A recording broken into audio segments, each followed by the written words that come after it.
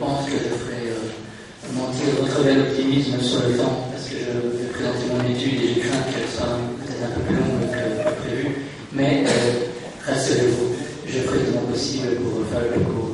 Je tiens Vous avez tout le temps, les autres vous ont épargné, comme mis en banque un capital temps énorme. Allez-y. Je vous remercie.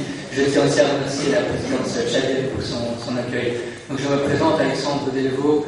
Ma principale activité actuellement, c'est de coordonner l'appui international aux médias en Tunisie pour le compte du Haut Commissariat des Nations Unies aux droits de l'homme actuellement. Dans le cadre du REFRAM, celui-ci m'a demandé d'approcher toute une série de bailleurs de fonds potentiels qui pourraient appuyer les autorités de régulation médiatique à l'avenir et de sonder leurs intentions ou leurs pratiques dans ce domaine. Et donc, dans quelques mois, le REFRAM compte publier ce guide des partenaires financiers en appui aux autorités de régulation médiatique. On peut passer à la dia numéro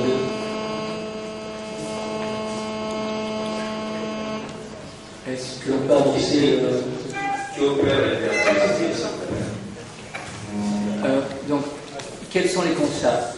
C'est que les partenaires financiers méconnaissent de manière générale les autorités de régulation médiatique et les autorités de régulation médiatique méconnaissent la recherche des soutiens financiers de manière professionnelle. Donc, d'où l'idée d'organiser ce guide, dont les objectifs seront d'identifier et de répertorier les partenaires potentiels, de présenter leurs mécanismes de soutien le plus possible dans le détail et d'indiquer les modalités pratiques, les templates, les documents à fournir et les coordonnées des différents contacts chez ces bailleurs de fonds. La méthodologie, c'est une enquête en 2 temps. Donc, on contacte une première fois les bailleurs de fonds pour sonder leurs intentions et une deuxième fois pour leur soumettre un questionnaire très précis sur leur appui qu'ils peuvent fournir aux autorités de régulation médiatique. Et la finalisation du guide est prévue dans le courant du premier trimestre 2014.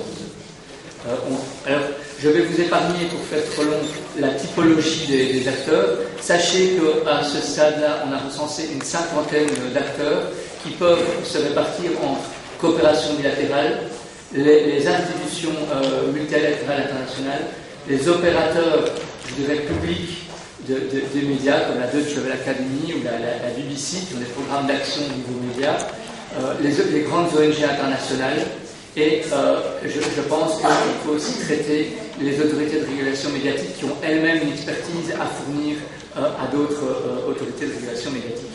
Je vais peut-être demander qu'on passe directement à la dia numéro 7 qui est sur les premiers constats de l'étude.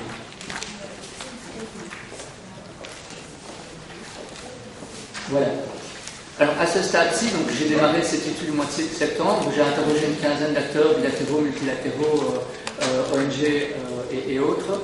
Et comme je le disais, on peut constater au niveau des coopérations bilatérales une méconnaissance des autorités de régulation médiatique de manière générale. Mais en revanche, la bonne nouvelle, c'est quand on leur demande est-ce que vous êtes prêts à soutenir des autorités de régulation médiatique, des projets issus des autorités de régulation médiatique, le message est généralement positif. Oui, ils sont intéressés par soutenir. Mais, petit point, petit bémol, en général, elles sont prêtes à les soutenir dans un cadre strictement lié à des élections, à une transition démocratique ou à la liberté d'expression. Ce qui, et on peut passer à la diapo suivante, ce qui veut dire que les coopérations bilatérales méconnaissent les missions en temps normal des autorités de régulation. En d'autres mots, aider une autorité de régulation à monter un service de monitoring avant une élection, oui. Mais si vous voulez, par exemple, faire un projet lié à la... je vais prendre un exemple, lié à la protection des mineurs dans un pays, la plupart des coopérations bilatérales ne comprennent pas vraiment pourquoi elles devraient s'investir dans ce domaine, avec tout ce que cela veut dire. Autre point intéressant, c'est que la mémoire institutionnelle de ces coopérations bilatérales est faible. C'est-à-dire que si elles ont soutenu un projet il y a quelques années, elles ne s'en rappellent plus nécessairement. Turnover de personnes, autres mots-clés dans l'air du temps, autres pays de soutien prioritaire. généralement, il est intéressant de rappeler à la mémoire de ces coopérations le travail qui aurait déjà été éventuellement fait.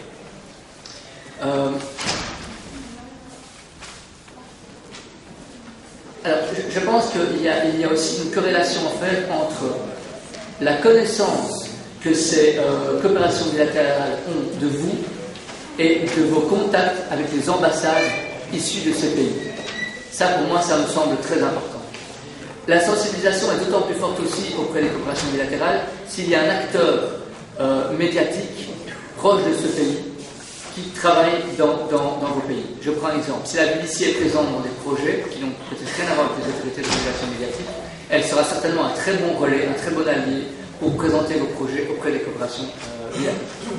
Enfin, dans cette partie-là, je voudrais aussi signaler la sensibilisation beaucoup plus forte au travail des autorités de régulation médiatique de la part des pays du nord de l'Europe ou du nord comme Canada, essentiellement, donc Danemark, Suède, Norvège, Finlande, Autriche, Suisse, Pays-Bas, Belgique, Canada. Ce sont des pays qui sont beaucoup plus sensibles au travail des autorités de régulation médiatique, hormis, je reviendrai là-dessus, sur les gros pays tels que la France, l'Allemagne et la Grande-Bretagne, parce qu'elles ont des opérateurs de médias, je l'ai déjà dit, BBC, Canal France International, la Deutsche Welle Academy, qui en soi sont des opérateurs bailleurs. Ils ont des capacités de finance. Enfin, n'oublions pas la crise économique qui a exclu pour le moment des acteurs comme les gens de l'Espagne qui étaient avant assez présents dans le secteur de la liberté d'expression. Je vais passer, simplement signaler aussi que il y a deux coopérations qui sont très peu sensibilisées au travail des autorités de régulation médiatique, mais qui en revanche sont souvent donatrices de projets où il y a des moyens, des infrastructures, des équipements. C'est la coopération américaine et la coopération japonaise, qui ne comprennent rien au travail des autorités de régulation médiatique, mais qui sont prêts à financer du matériel informatique, par exemple, ou audiovisuel, plus facilement que les coopérations bilatérales classiques, qui de plus en plus s'en tiennent à des projets liés à des échanges d'expertise et non plus à des financements d'équipements.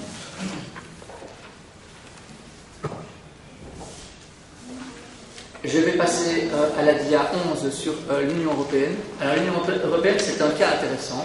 Comme la plupart des institutions multilatérales ou internationales, où on se rend compte qu'ils ont une très bonne connaissance des autorités de régulation médiatique. On en a pour preuve, notamment, par exemple, la présence de l'OIF ou du Conseil de l'Europe parmi nous. L'Union européenne n'échappe pas à la règle et connaît très bien le travail des autorités de régulation médiatique.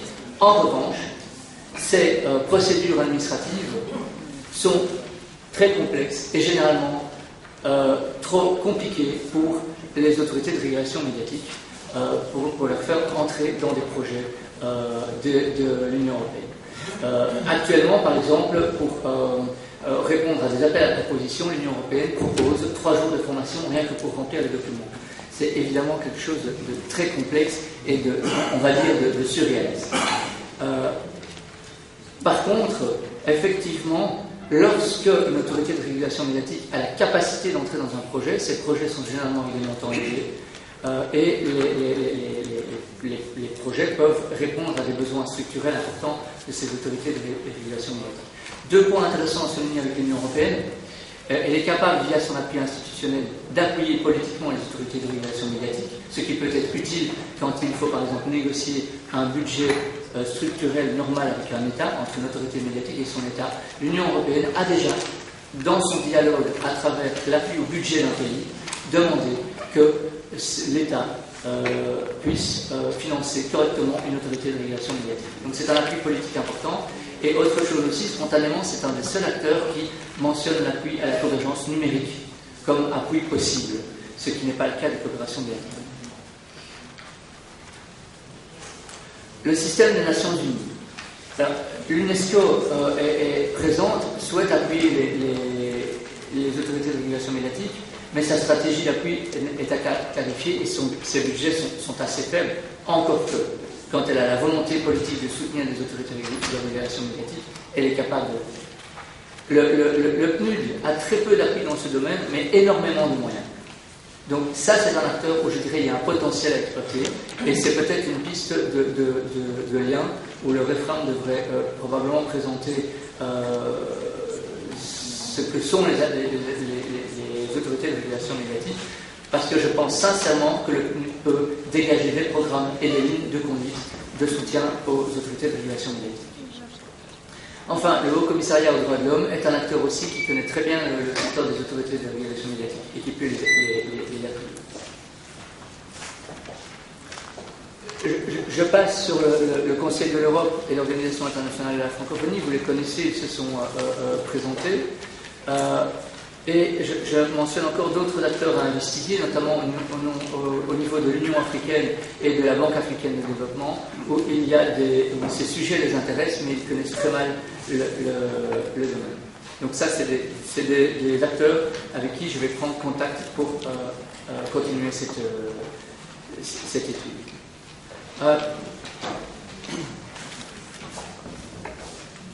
Je voudrais parler des ONG internationales, des opérateurs d'appui technique public. Ce ne sont pas des acteurs qui, en principe, ont des financements propres. Ceci dit, ce sont des alliés pour vous. Il y a des acteurs comme la BBC, la Deutsche Welle ou le CFI, pour prendre ces trois-là, ont des budgets suffisamment importants que pour prévoir des actions d'appui avec une certaine autonomie. Ils sont aussi d'excellents relais pour convaincre d'autres acteurs plus institutionnels à financer les autorités de régulation médiatique. Ils connaissent très bien le secteur et sont évidemment en synergie avec les bailleurs de fonds de leur propre pays. C'est le même constat pour certaines ONG internationales. Je pense à Article 19, je pense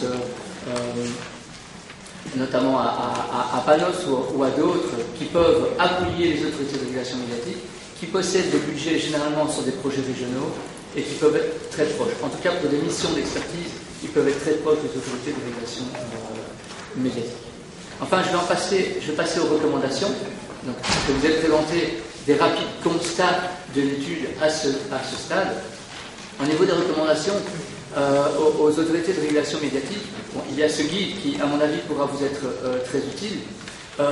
Des messages que la plupart des bailleurs m'ont laissé, c'est que les documents de présentation de projet doivent être standardisés et doivent être beaucoup plus clairs en termes de contexte, d'enjeux, d'objectifs, de résultats. Il y a tout un travail, et j'en reparlerai quand j'en reviendrai aux recommandations REFRAM, il y a tout un travail de lien à faire entre les autorités de régulation médiatique et les bailleurs de fonds. Manifestement, les documents ou les projets présentés sont parfois trop faibles par rapport aux documents demandés par ces bailleurs de fonds.